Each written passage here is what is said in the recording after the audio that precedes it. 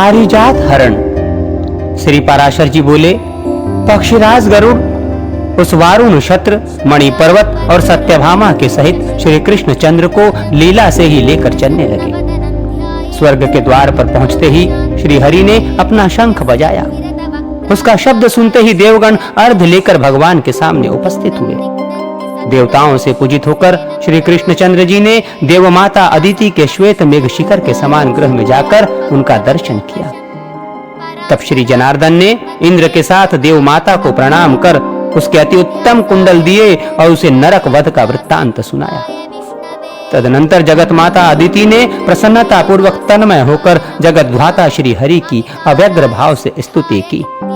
अदिति बोली, हे कमल नयन, हे भक्तों को अभय करने वाले, हे सनातन स्वरूप, हे सर्वात्मन, हे भूत स्वरूप, हे भूत भावन, आपको नमस्कार है।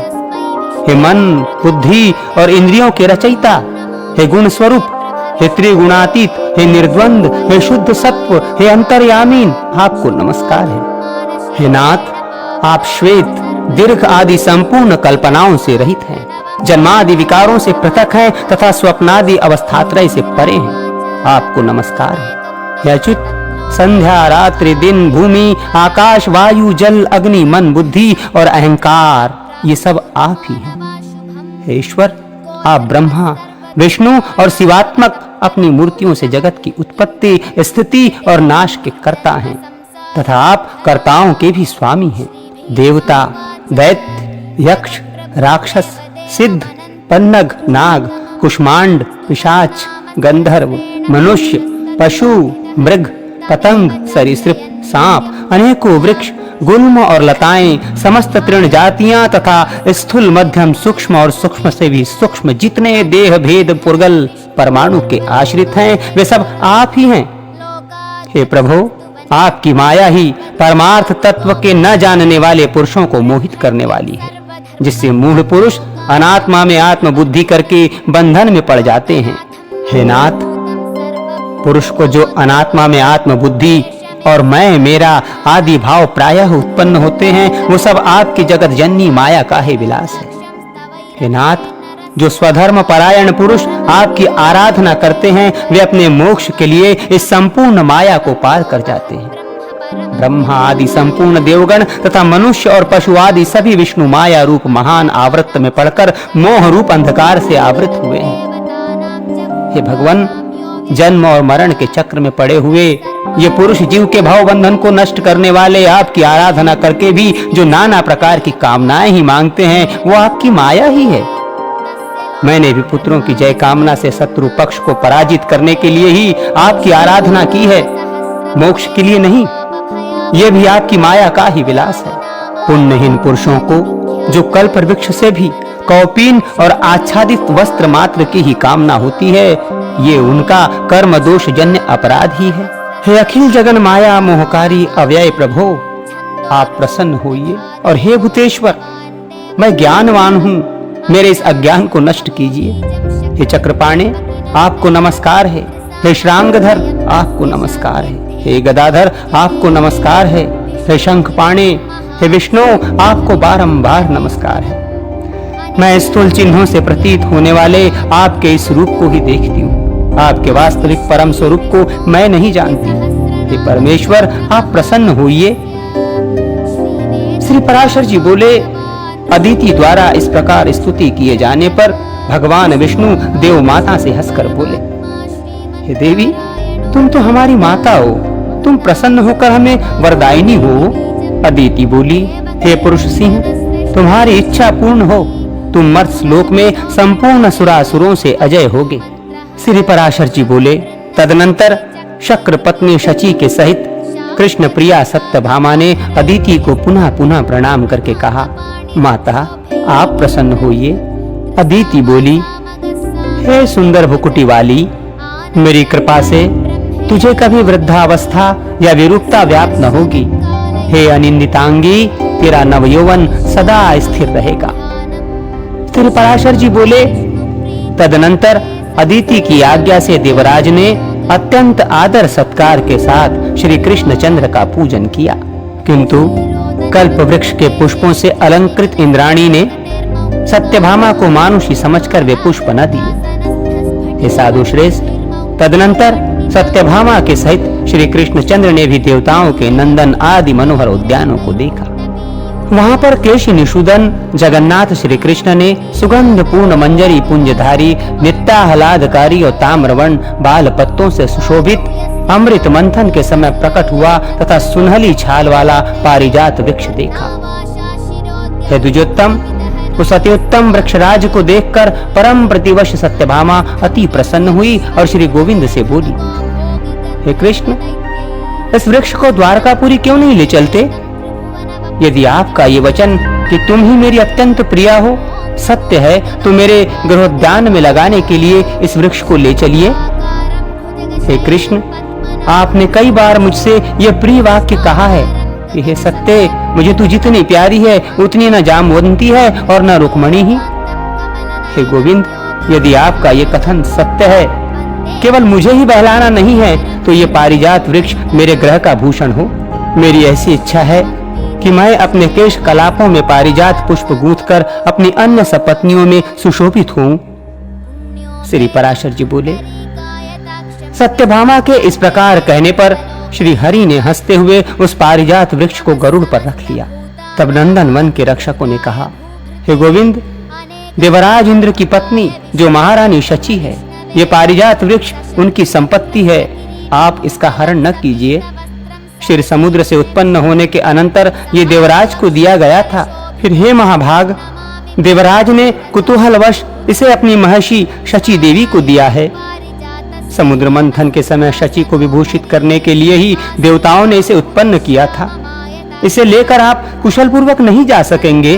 देवराज भी जिसका मुंह देखते रहते हैं, उस शची की संपत्ति इस पारिजात की इच्छा आप मूर्ता से ही करते हैं। इसे लेकर भला कौन सा कुशल जा सकता है? हे कृष्ण, देवराज इंद्र इस वृक्ष का बदला चुकाने के लिए अवश्य ही वज्र लेकर उद्यत होंगे और फिर देवगण भी अवश्य ही उनका अनुगमन करेंगे। अतः हे अच्युत, समस्त देवताओं के साथ रार बढ़ाने से आपका कोई लाभ नहीं, क्योंकि जिस कर्म का परिणाम कटु होता है, पंडित जन उसे अच्छा नहीं कहते। श्री पराशर जी बोले, उद्यान रक्षकों के इस प्रकार कहने पर सत्यभामा ने अत्यंत क्रुद्ध होकर कहा, शची अथवा देवराज इंद्र भी इस पारिजात के कौन होते हैं? यदि ये अमृत मंथन के समय उत्पन्न हुआ है तो सबकी समान संपत्ति है। अकेला इंद्र ही इसे कैसे ले सकता है? अरे वन रक्षकों, जिस प्रकार समुद्र से उत्पन्न हुए मदिरा, चंद्रमा और लक्ष्मी का सब लोग समानता से भोग करते हैं, उसी प्रकार पारिजात वृक्ष भी सभी की संपत्ति है। यदि पति के बाहुबल से गर्विता होकर शची ने ही इस पर अपना अधिकार जमा रखा है, तो उससे कहना कि सत्यभामा उस वृक्ष को हरण करा कर लिए जाती है, तुम्हें क्षमा करने की आवश्यकता नहीं।